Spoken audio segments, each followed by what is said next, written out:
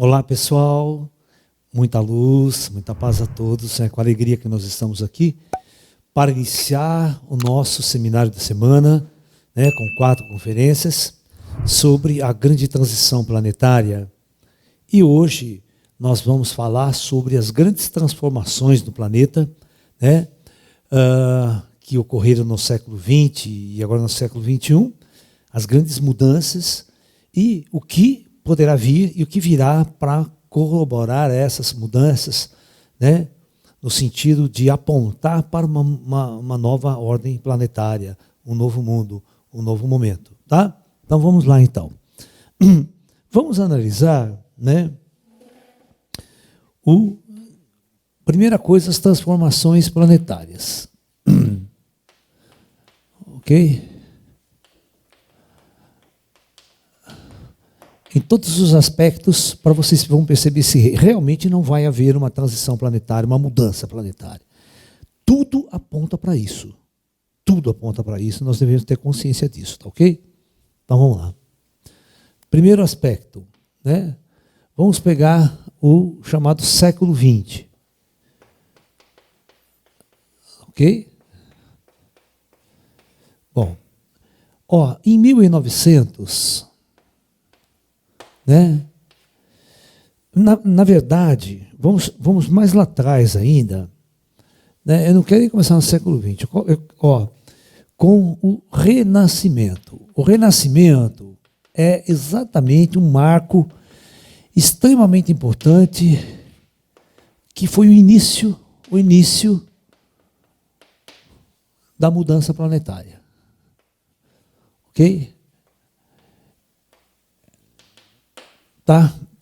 Então, nós tínhamos um planeta durante praticamente 10 mil anos na Idade das Trevas, sem nenhuma perspectiva de mudanças. Ok? Se você encarnasse 2 mil anos antes de Cristo e 1000 anos depois de Cristo, não ia fazer diferença nenhuma. O mundo era exatamente o mesmo, sem nenhuma mudança. Em nenhum aspecto.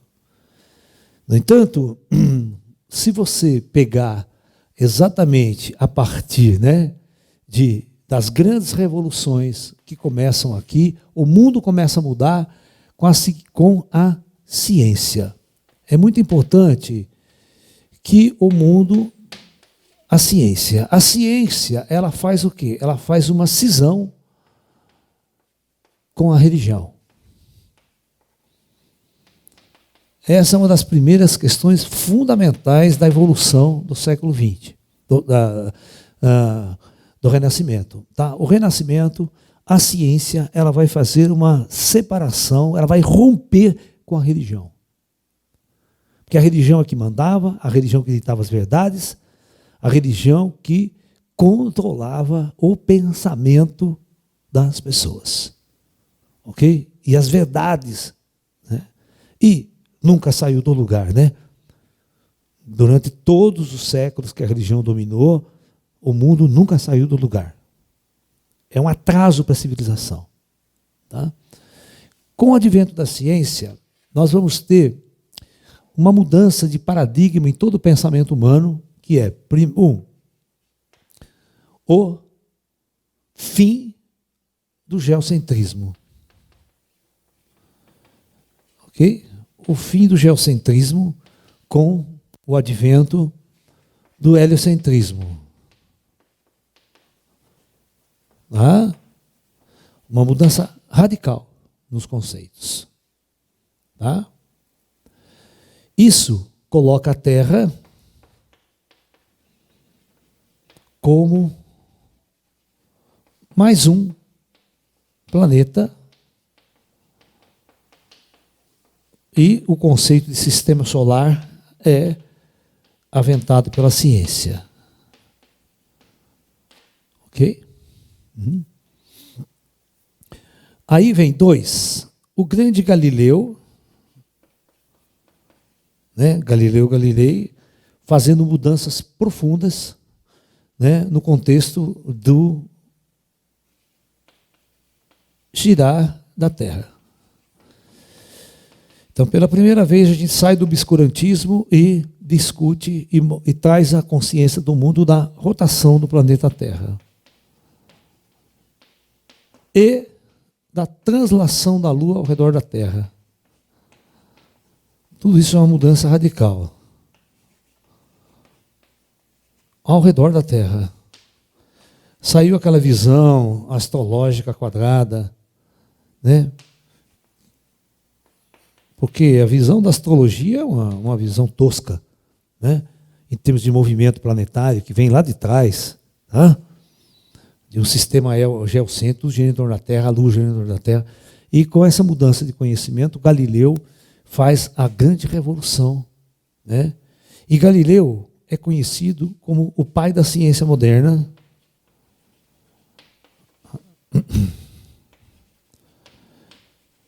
Porque esse cidadão, ele vai fazer pela primeira vez a relação entre, né? Oi? Entre a linguagem matemática para descrever um evento, na descrição de um evento físico.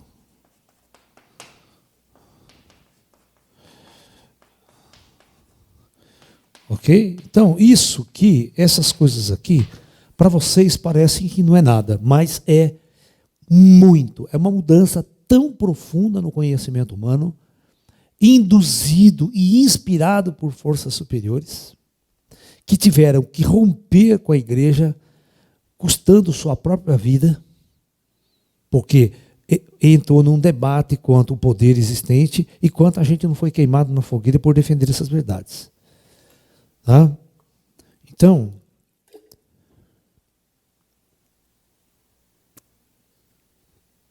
eu quero mostrar para vocês que a transição planetária começou lá atrás.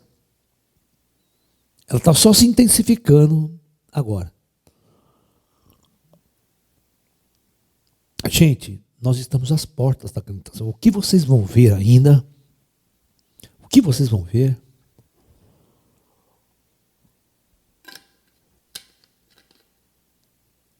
Essa pandemia é apenas o começo. Muito bem. Deixa eu apagar aqui que eu preciso colocar mais coisas. Agora nós vamos para o terceiro item dessa revolução. Né? Porque, na verdade, o que o plano astral faz? O plano astral vai encarnar grandes gênios que vão ser responsáveis quase que sozinhos por fazer essas mudanças naquela época. Tá? Então agora vem Isaac Newton.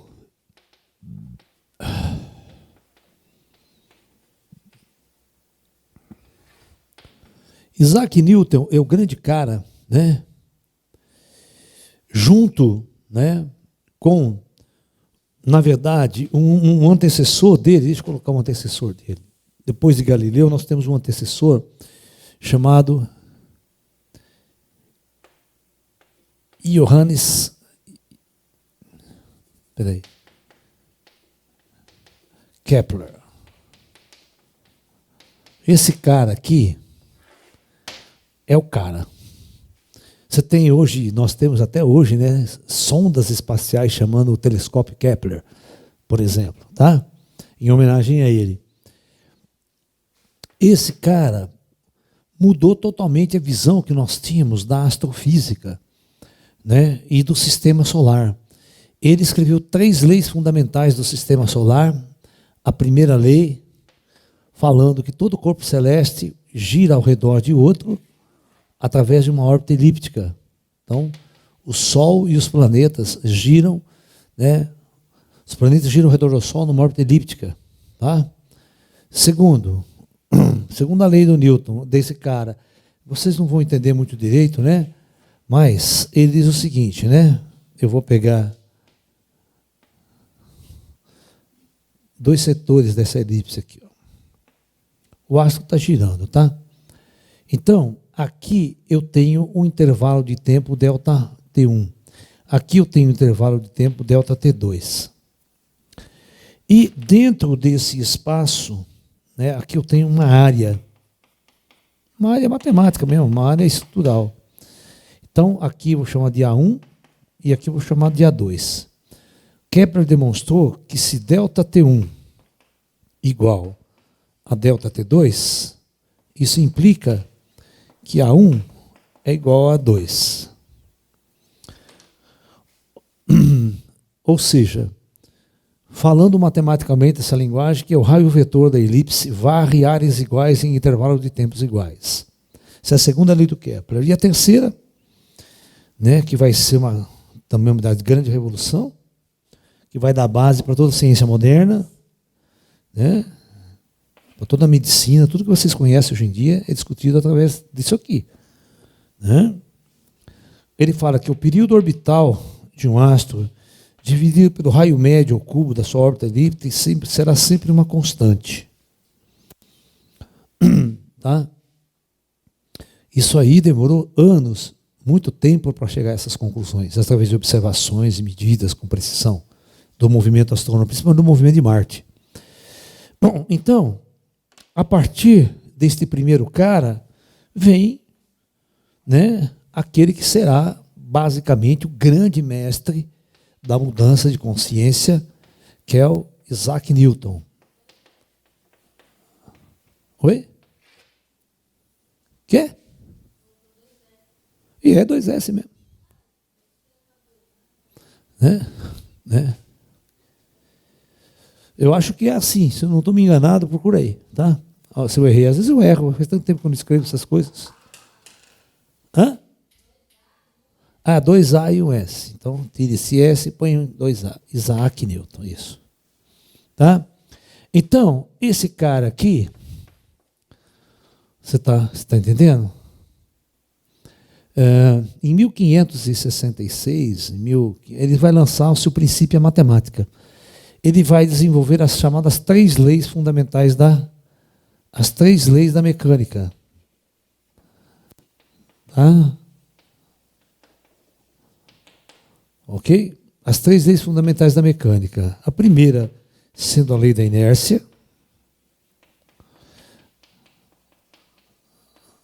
Né? A segunda sendo o que é? Não. F igual a ma. A segunda lei de Newton é, toda vez que eu aplico uma força dentro da curva, ele adquire uma aceleração de acordo com a força aplicada, diretamente proporcional. A terceira lei é a famosa lei da ação e reação. Tá? Ok? Muito bem. Isso aqui em 1500 e pouco, 1566, ele lança o princípio da matemática. Depois ele lança um livro especial sobre ótica, que ele vai escrever todas as leis da ótica moderna, ele inventa o óculos e uma série de outras coisas importantes. Muito bem. Então, por que eu quis fazer isso? Porque depois desse cara aqui, começa a haver uma revolução total nos paradigmas da visão do mundo em relação ao universo, em relação a si mesmo. Essa coisa vai dar um avanço na medicina, vai dar um avanço em todas as áreas da ciência, vai dar um avanço na tecnologia, na industrialização, tá? Ok?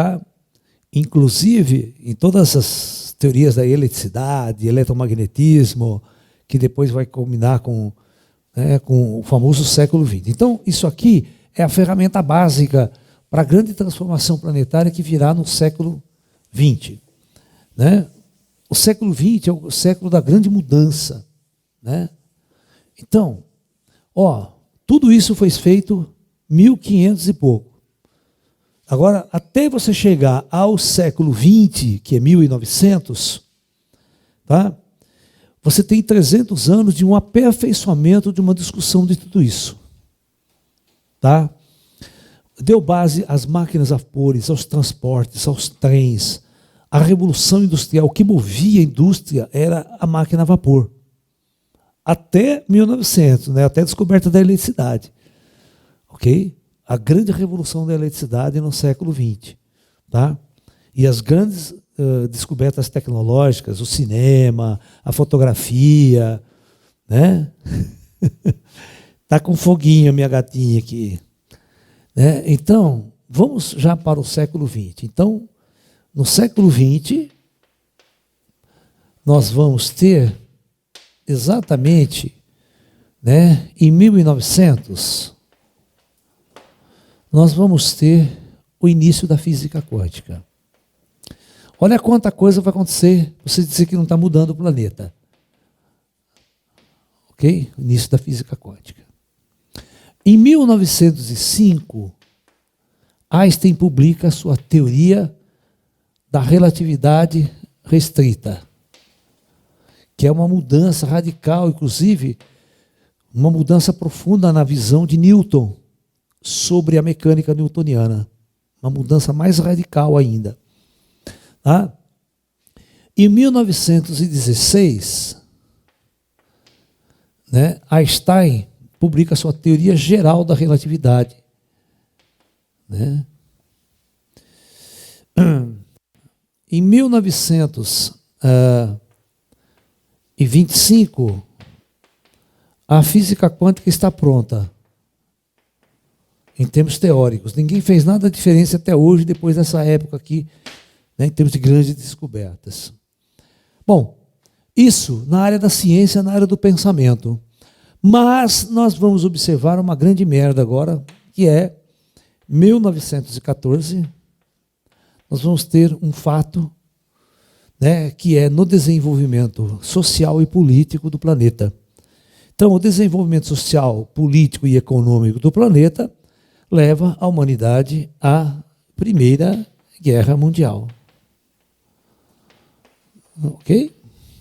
Primeira Guerra Mundial. Que vai só terminar em 1918. Então, nunca existiu guerra mundial antes. E em 1917, quase no final, né, da Primeira Guerra Mundial, nós temos a pandemia da chamada gripe espanhola.